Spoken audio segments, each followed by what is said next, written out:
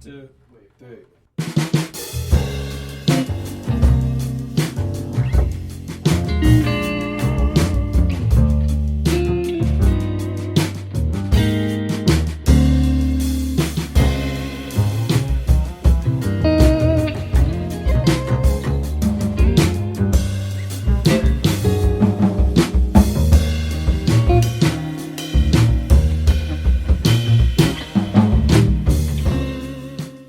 Hey, how's everybody doing? Thanks for tuning in to Front of the Line with Jack Kilby. I'm very fortunate to be joined by my guest, Mr. Mark G Meadows, an incredible pianist, band leader, arranger, composer. The list goes on about this guy. I've been very fortunate to get to know Mark, having moved back to the D.C. area, to get to work with him a little bit in his band, a little bit in my band, a little bit just out in the wild here in the DMV. And so welcome, Mark, and thanks for tuning in with us today. Man, I'm excited, dude. I'm glad to be here with you. So how are you this morning? You know, what's going on? And we haven't seen it. Man, I'm good. I'm per usual in most artists' lives who are trying to move forward. I'm moving around. Like, it seems like I'm in the ping ball machine, just like bouncing from gig to gig, city to city, task to task. But yeah, man, everything is good. Like I for the 4th of July, I went to a pool with my girl and some friends and left my ID. And so not had I didn't have my ID for like the past, since the 4th of July, week or so. And I realized I'm leaving out of town I have a 8:30 flight tomorrow to Ohio. So I was like, oh, let me get this driver's license. So oh my gosh. And I've got a gig later today. So just getting the band, all the details, and realizing that they never got the email that I thought my assistant sent out, and doing the social media thing while on the way to pick up my ID from this pool, and scheduling rehearsals, and dude, the whole nine, everything we do that people don't know behind the scenes. And let's talk more about that. Let's open those curtains up and shed light on too, because it's something that I love commiserating and also sharing the joys, because it's not all bad. I mean, we make it, sometimes I know that we whine about it, or I know I tend to sometimes, or I find myself, but I have to remind myself that there's a reason why I do this. But it is a lot of work, as you well know. I mean, you have 2 albums to your name already. The first one was Something Good. I got 3, man. I got 3. 3. My goodness. Yeah. Well, I've got 4, but one of them's like in the vault. Like nobody's ever going to know that one. I see. So what are those albums? So that the listeners can check them out. The first one is called A Child Is Born. I did this one when I was I think I did it when I was 18, like my senior year in high school. And wow. I'm proud of it. It's a good album. Especially for where I was in my life. It's, hopefully, obviously, a totally different place than I am now. So I don't push it as much just because it doesn't really reflect my current sound, I don't think.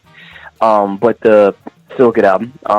The second album is probably the one that I consider my debut album, in that the first one, I was in high school. My dad helped me out a lot. It was kind of a group effort. Whereas the second one's called Something Good, and I released that right after I graduated from grad school, and that was totally self-produced. All the a lot of the compositions and arrangements were stuff that I arranged when I was in college at Peabody Conservatory. I feel like that was kind of my this is Mark Meadows statement. And then, kind of more so as soon as you graduate college, you're trying to show off all your chops, and you're trying to write some complicated music that makes your professors impressed and all that. And so it's kind of more of a, very modern contemporary jazz, odd meter kind of vibe. Whereas the last album that I did about 2.5, 3 years ago now, is called To the People. And I would say that's probably the album that most reflects who I am as an artist. In that, I talk about some social justice issues that I see going on in the world. I talk about a lot of personal, things that I've been through. I've got my students from the Duke Ellington School of the Arts, a vocal a cappella group that I formed called the Mellotones. They sing. They're featured on a few of the tracks. Nicholas Payton's featured on a few of the tracks. I've got, I guess the really first band that I can, say that it's actually a band, and then I use the same guys as consistently as I can on this last album. And yeah, man, I put a whole lot of exhausting, probably obsessive work when it goes, as you, I'm sure, know how I feel, Jack. So like, I'm definitely proud of my albums. I'm not shy to promote them and have people listen to them. And that's amazing too, especially with each record being sort of a statement of where you were at each given time. And that's sort of how any artist might hope to evolve, and that, the great thing about the recording is that it's really just a reflection of, y'all playing on a given day, right? I mean, it's certainly maybe not. Oh, yeah. Going to showcase how good you are or how bad you are or anything in between. It's just right. Sort of like where you all were musically, at that time, and just an amazing, landmarks for your career. I'm sure that as you get older, like you're going to look back on that recording of you at 18 and be like, that was like really, it was, you'll focus more on what it was rather than what it wasn't, But that's so impressive. You're not even 30 years old, Mark, and you already have 3 recordings to your name. That's really something else. Oh, thanks, man. I appreciate it, dude. Thank you. Because it is so much work. I mean, talk to me more about, and let's sort of maybe shed some light on why we're so insistent maybe on being paid for performances or for recording things. Because, there's a lot of time and effort that goes into this from, you touched on the social media, right? When you're doing the social media. You touched on hiring someone. I recently just did that myself. Talk to me more about what it's like to finally have someone to be able to delegate those roles to allow you more time to pursue the creative elements of leading a band and being a musician.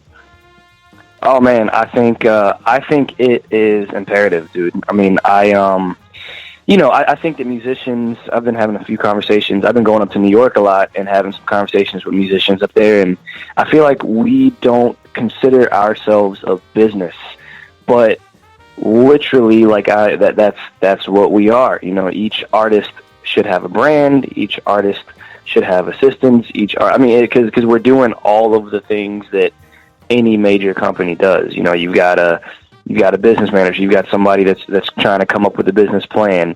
You've got someone. We're promoting ourselves. We're marketing ourselves. We're creating content. We're distributing the content. We're trying to gain new followers, gain new fans. It's weird because all you go to college to do is learn how to play your instrument, and not even really learn how to play music in a way that is kind of what we do in the real world. And that, when you play a gig, you have to pick and choose kind of what you play and how you play accordingly to make the product, as perfect as you can make it. And I feel like we don't really, the same thing should be in our mindsets when we're talking about music as a business, and that, you got to look at other businesses and see what they're doing. And recently I haven't kind of got 2 interns right now. And I started with just an intern, and interns are great. The only thing with interns, though, is I feel like they have a shelf life of a year max, just because, generally you're going to find somebody that's, in school and they're going to study abroad in the next year, or they're going to, just get too busy, or finals week's coming up. And so I kind of had some trial and error with 2 or 3 different more college students. And then about a year and a half ago, I started working with someone that just graduated from college, and she's actually a jazz musician herself. And she's really, really helped me out. Just doing the small things that anyone can do. Things like setting up your email template for sending out a newsletter email, or putting your dates on your website or making sure they're up to date, or, like I do something now where I'll just post on Instagram and then I'll have my intern just, look up, research some hashtags for whatever the post is and just like edit the Instagram post.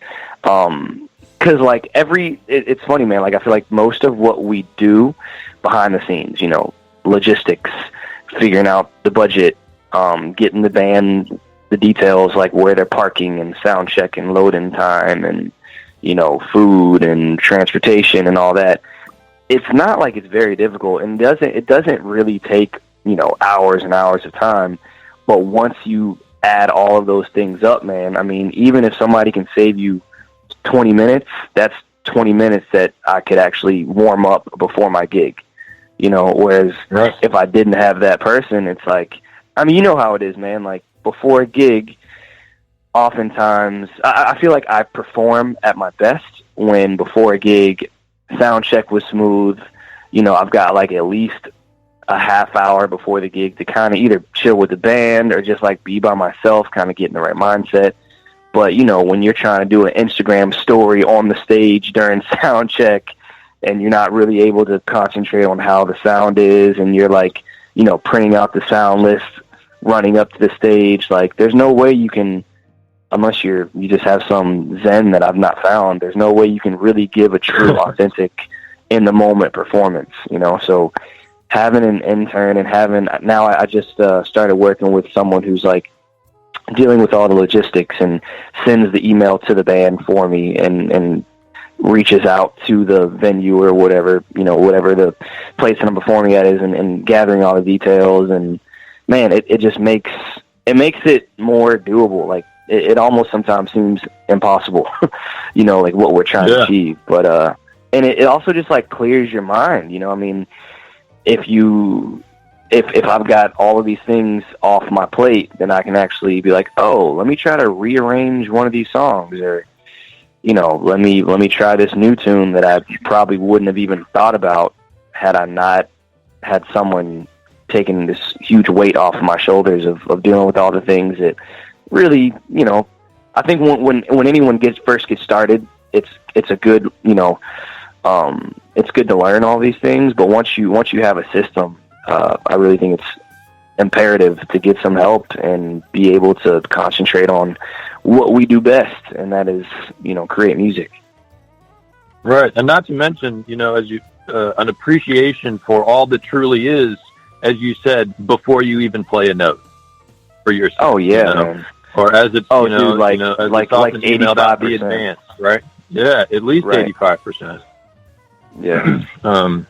And that's why I think, sometimes as band leaders, I know myself, because I can be very detail oriented. It's what makes it all the more frustrating when you do everything as a band leader that you're supposed to do to get to either your people in the venue, and then they don't hold up their end of the bargain, right? Because then you're not able to really achieve that, and that's always kind of a funny place, and then the more that I've grown as a band leader, not that I never cared, but it just makes you care that much more as a sideman, because you do appreciate all that leader is doing, to make everything happen, Right.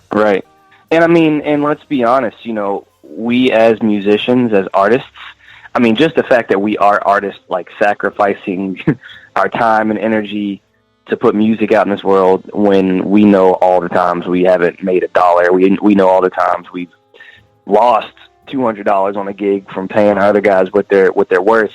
We are very kind-hearted. We're the kind of people that can get walked all over, oftentimes, but having someone actually kind of be that jerk that's like, no, this is what we agreed to, this is what we'll get paid, this is what time the band needs to be, the sound team needs to be there, be ready to be set up. Like, I feel like it just, from the other end, it's a shame that it even comes off that way, It's a shame that it comes off as being a jerk, when really it's just like, these are just the expectations. It's just a matter of accountability, right? And it's a drag when you come off that way, when it's just like, we're trying to do this for everybody. It's just like any team sport, 5 guys on the floor got to perform, LeBron couldn't do it himself. Yeah, yeah. Well, he kind of can. He's like the only person. Yeah. Well, he kind of can. He's like the only person. Right. He might be